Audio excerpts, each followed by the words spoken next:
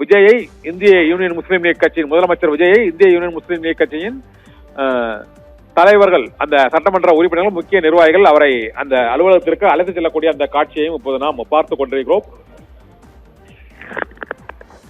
இதைத் தொடர்ந்து முதலமைச்சர் விஜய் காங்கிரஸ் கட்சியின் அலுவலகத்திற்கு அவர் செல்ல இருக்கிறார். காங்கிரஸ் கட்சியினர் முதலில் ஆதரவு தெரிவித்து நேரடியாக பனையூர் அலுவலகத்துக்கே சென்று விட்டார்கள்.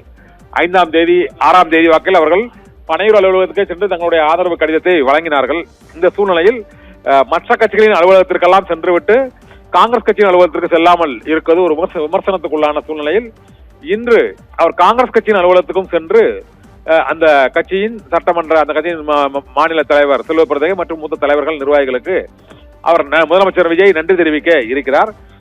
நேற்றும் இன்றும் அனைத்து கட்சி அலுவலகங்களுக்கும் சென்று அவர் நன்றி தெரிவித்துக் கொண்டிருக்கிறார். அதன் ஒரு கட்டமாக இப்போது இந்திய யூனியன் முஸ்லீம் லீக் கட்சியின் அலுவலகத்திற்கு வந்துள்ள முதலமைச்சர் விஜய் அடுத்து காங்கிரஸ் கட்சியின் அலுவலகத்திற்கு செல்வார் என எதிர்பார்க்கப்படுகிறது. அதைத் தொடர்ந்து அதிமுகவில் ஒரு அதிருப்தி பிரிவு குழுவின் தலைவராக இருக்கக்கூடிய சி.வி. சண்முகம் இல்லத்திற்கும் அவர் சென்று அதிமுகவின் எம்எல்ஏக்கள் நாளை நம்பிக்கை வாக்கெடுப்பில் தமது அரசுக்கு ஆதரவாக வாக்களிக்க வேண்டும் என அவர் கோரிக்கை விடுப்பார் என எதிர்பார்க்கப்படுகிறது. இதனால் நாளை நம்பிக்கை வாக்கெடுப்பு மிகவும் விறுவிறுப்பான கட்டத்தை எட்டியிருக்கிறது. ஏனென்றால் ஆதரவு தெரிவித்து கடிதம் கொடுத்தவர் மற்றும் வாக்களிப்பார்களா அல்லது இல்லத்திற்கு சென்று நன்றி தெரிவித்த கட்சிகளின் தலைவர்களின் அந்த எம்எல்ஏக்களும் வாக்களிப்பார்களா என்ற சந்தேகமும் இப்போ எதிர்பார்ப்பும் அதிகரித்திருக்கிறது. விஜய் 118 இப்போது உள்ள அவருக்கு ஆதரவு அளித்த சட்டமன்ற உறுப்பினர்களின் கணக்கின்படி அவருக்கு 119 வாக்குகள் தான் விழ வேண்டும்.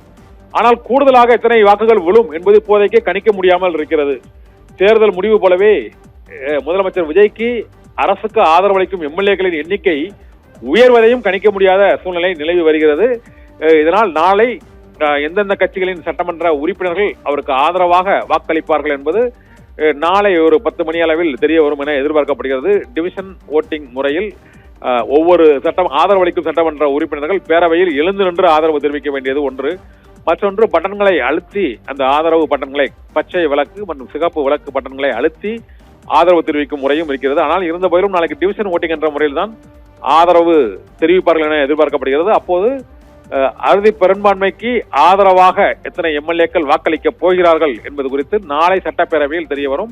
நாளை நம்பிக்கை வாக்கெடுப்பு நடைபெறுவதை ஒட்டி கட்சிக்கும் அரசுக்கும் ஆதரவு திரட்டும் இறுதிக்கட்ட நடவடிக்கையில் தாவேகா தலைவரும் முதலமைச்சருமான விஜய் ஈடுபட்டிருக்கிறார். அந்த காட்சியை தான் பார்த்துக் கொண்டிருக்கிறோம். இந்திய யூனியன் முஸ்லீம் லீக் கட்சியின் தேசிய தலைவர் பேராசிரியர் காதர் மொய்தீனை அவரது இல்லத்தில் சந்தித்து வாழ்த்தும் நன்றியும் முதலமைச்சர் விஜய் தெரிவித்துக் கொண்டிருக்கிறார்.